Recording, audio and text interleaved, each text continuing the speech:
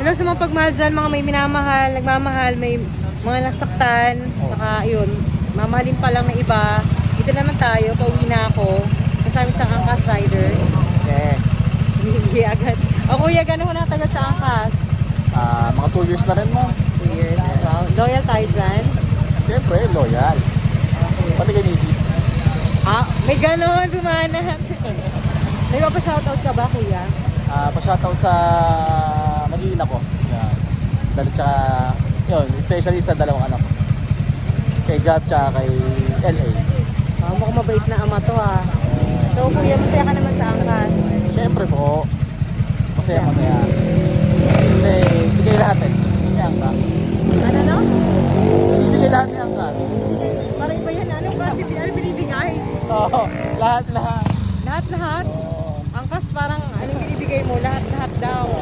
So malapit na yung Mother's Day kuya. Ayun, malapit. Nag-celebrate ba kayo ng Mother's Day?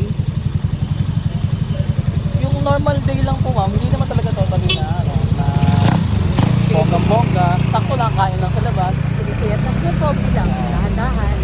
Ganyan lang kuya. Kain lang sa labas, yun lang. Kasama yung mga dalawang tipilig namin. Okay. Sabagay basta importante magkakasama kayo, di ba? Ano ba? Importante magkakasama kayo ng pamilya mo. Di ba? Yes. Sa Mother's Day. Paano yung Father's Day? Father's Day. Hindi ko kasi masyadong iniisip yung Father's Day. Mother's Day lang. Kasi kahit Father's Day, Pogi lang eh. ano pa rin tayo, work eh. Gano'n ka ba katagal nag-work? Biyahe? Minsan naman, ewan ko lang kung yung iba kung maniniwala o hindi. Minsan, 2 days, 3 days, sasalansangan lang ako. Totoo ba? Yes ma'am, natutulog na ako sa motor. Nagbabawan ako ng damit, toothbrush. Ano yung bakbakero ka, kuya? Yes ma'am. Grabe na yung yaman na ni kuya. May dala akong unan dito sa men. May dala kang unan? Yes. Bakit? Ganun ba kalayo yung ano mo? Or... Hindi kasi ako pag umuwi pa kasi ako ng bahay, parang parang nawawala ako sa rhythm na kasi parang yung dalawang anak ko parang ayaw ko silang iwanan agad, parang gano'n. Lalo na yung yung isa si LA, yung panganay ko, talaga naghahabol pa siya eh. Ayoko kasi nakita ko umiiyak siya man. Masipag naman. Maalis. Grabe no. Parang so sa nag-gasoline station, saan natutulog? Sa motor lang po. Sa motor lang? Kasi hanap lang ako ng ng pwesto, madalas lang sa mga gasoline station. Hindi kayo man natatakot kasi pauso yung agawaan mo. Natatakot po syempre. Pero yun nga, yung naghahanap ako ng medyo ligtas na na gasoline station. Pero hindi naman kasi lahat safe eh. Pero sa araw-araw na nasa kali kami, alam na namin kung saan yung medyo ligtas na gasoline station. Ang galing guys. Nakakatipid siya no. Kaya nyo ba yun? Nakatulog ka ng ilang oras naman niya kung nasa motor ka lang. Saglit lang ma'am eh. Hindi mo talaga mararamdaman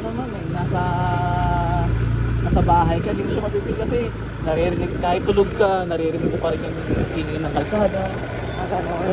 Parang ang babaw lang. Pero ano yan? Pero umuwi ka naman. Umuwi lang po ako. Yun nga. After 3 days gano'n. Minsan 2 days, 3 days.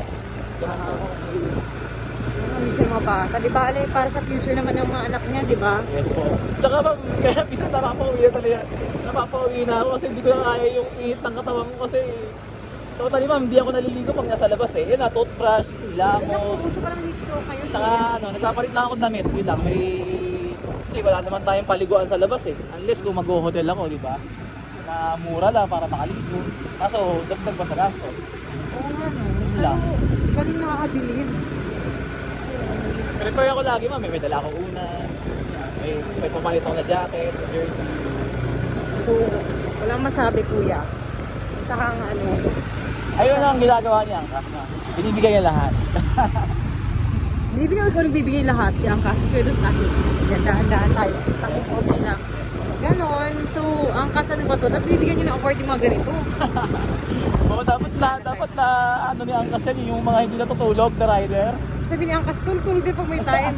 Kasi nalalaman naman ni Angkas, siguro pagitan lang ng mga ng book na pumapasok, siguro isang oras, syempre. So, ilang araw ka lang hindi natutulog? Ay ngayon ma'am, nag-start na ako kanina madaling araw lang. Parang pag pumatak tong alas 12, pang one day ko na ngayon. Tulog-tulog muna, pahinga ka muna ha. Ang bala ko nga umuwi ma'am, ano pa eh, Sunday pa eh, o kaya Monday. Ano pa lang ngayon? Thursday ba? Ano ba yan?